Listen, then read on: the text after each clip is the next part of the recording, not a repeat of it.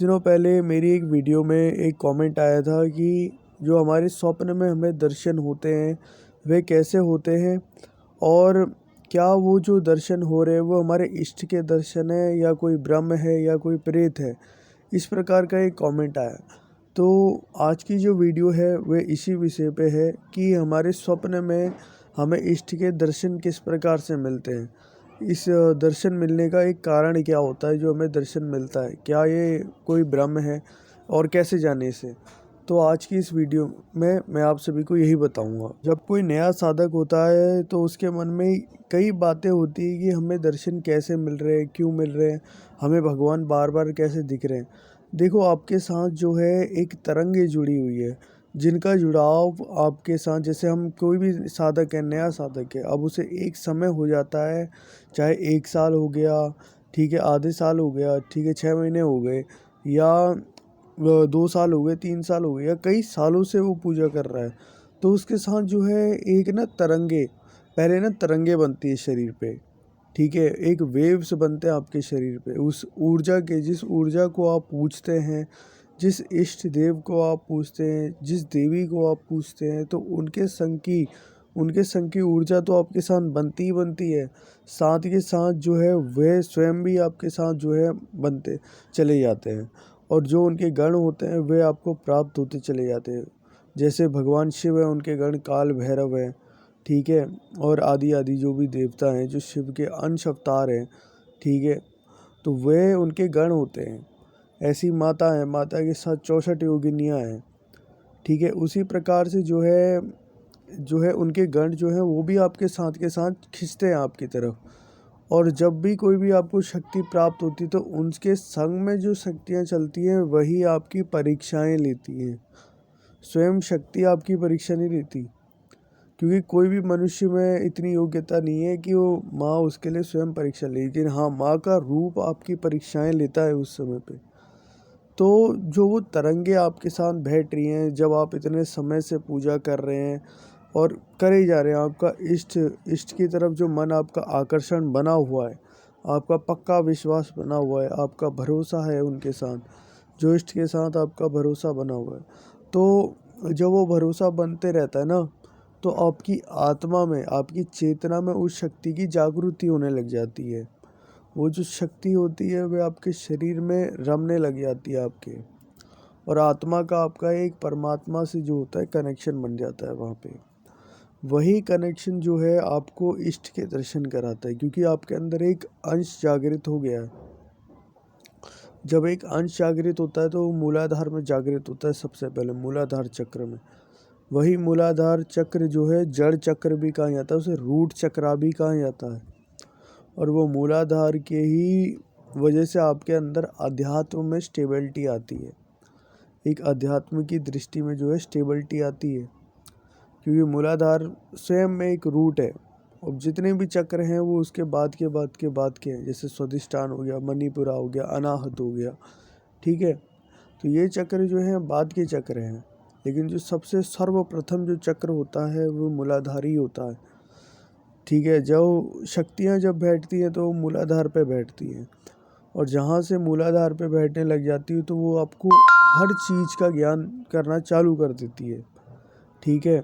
हर चीज़ का ज्ञान, जैसे स्वप्न में दिखा देना, भविष्य का दिखा देना, किसी भी प्रकार के, कोई अनहोनी होनी, हर प्रकार की चीज़ों का दर्शन आपको पहले करा देती है कि हाँ, ये चीज़ पहले होने वाली है, ये चीज़ होगी करके।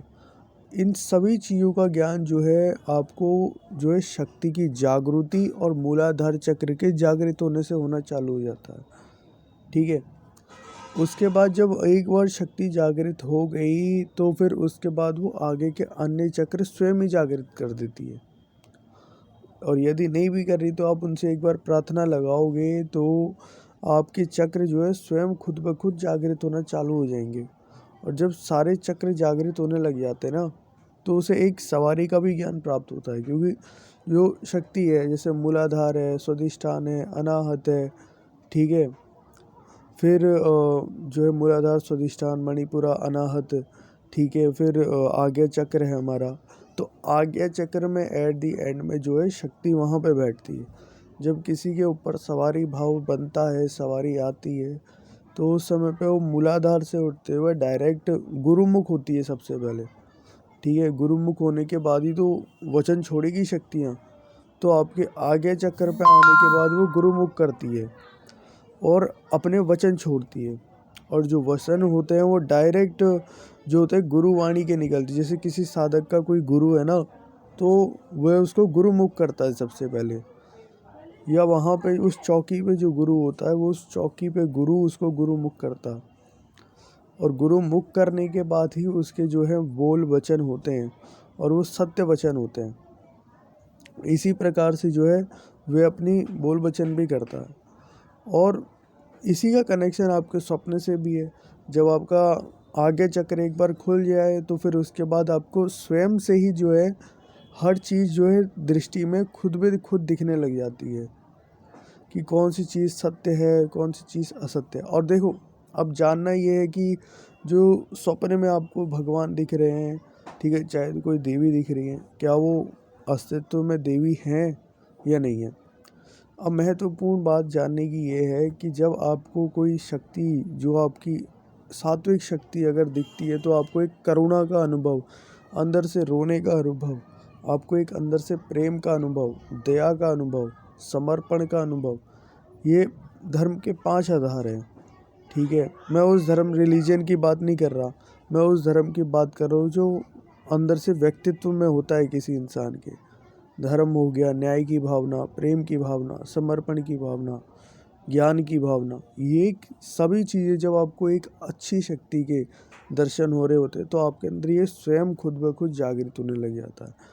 और जब आपको कोई तामसिक या कोई नेगेटिव नकारात्मक ऊर्जा आपको दर्शन देती है, तो उस समय पे आपको संभोग के दर्शन, इस प्रकार के जो है दर्शन अपने स्वप्न में दिखते हैं। डर का अनुभव आपको दिखता है। ठीक है, ऐसी कोई चीज़ें दिखती हैं, ठीक है, काली कोई ऊर्जा दिख जाती है आपको सपने में, आपको अंदर से घबराहट सी महसूस होने लग जाती है, तब वो उस समय पे आपको एक नेगेटिव जो है स्वप्न का सिम्टम है। लेकिन हाँ, अगर आपको घबराहट दिख रही है और आप देख रहे हैं किसी मंदिर में आप चले गए, वहाँ आपकी रक्षा होगी, तो इस प्रकार से आप मान सकते हैं कि आपके साथ आपके इष्ट साथ ही चल रहे हैं और उनकी कृपा से जो है आप बचे हुए हैं। और उन्हीं के साथ होने की वजह से वो नेगेटिविटी, नकारात्मकता आपके ऊपर जो है हावी नहीं हो पा रही। तो इस प्रकार से जो है इष्ट जो है आपके साथ एक बार जागरूक हो गए, आपकी जो है साधना आपने इतना अपने अंदर तब बना लिया है कि आपके इष्ट आपके अंग तत्व हो गए। फिर तो जैसे एक बार जागृत हो जाता है ना, तो उसकी छाया ही बन जाते हैं वो इष्ट, जिसको वो मानता है, जिसको वो पूजता है, जिसकी वो साधना करता है, तो वो छाया बन के ही उसकी रक्षा करते हैं और हर समय उसी के साथ रहते हैं। इस प्रकार से तो आज की इस वीडियो में मैं आप सभी को ये बताने जा रहा था कि स्वप्न में क्या इष्ट के दर्शन होते हैं, कैसे होते हैं जाने, और क्या वो नकारात्मक है या सकारात्मक है वो शक्तियाँ। तो इन्हीं चीज़ों के बारे में मैं आज की इस वीडियो में बताने जा रहा था। धन्यवाद मेरी इस वीडियो से जुड़े रहने के लिए। कृपया मेरे इस चैनल को लाइक, शेयर, सब्सक्राइब जरूर करें। जय माँ काली का, जय बाबा भैरवनाथ।